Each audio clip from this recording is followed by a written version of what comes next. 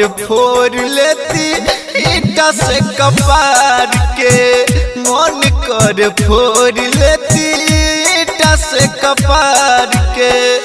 जब जब याद आवे बेवफा यार के, जब जब याद आवे बेवफा यार के, मन कर फोड़ लेती ईटा से कपार के, मन कर फोड़ लेती ईटा से कपार के।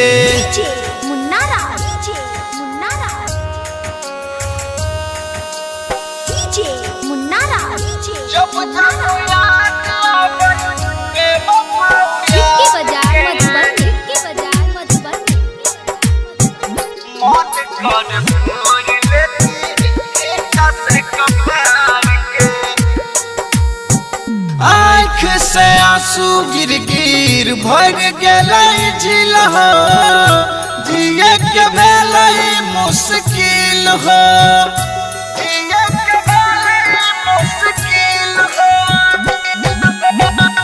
आँख से आंसू गिर गिर भर गए झील हो, जिए के भेलै मुश्किल हो।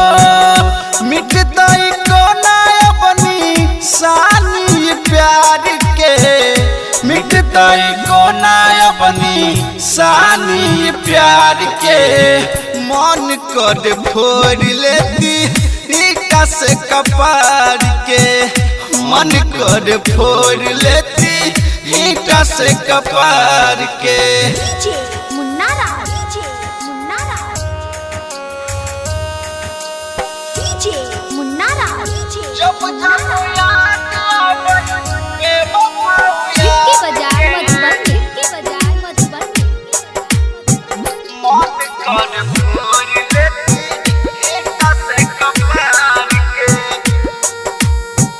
बैठ के रोजे बात करे छलियो बाग में, जर गेलै सपना सब आग में, जर गेलै सपना सब आग में। बैठ के रोजे बात करे छलियो बाग में, जर गेलै सपना सब आग में।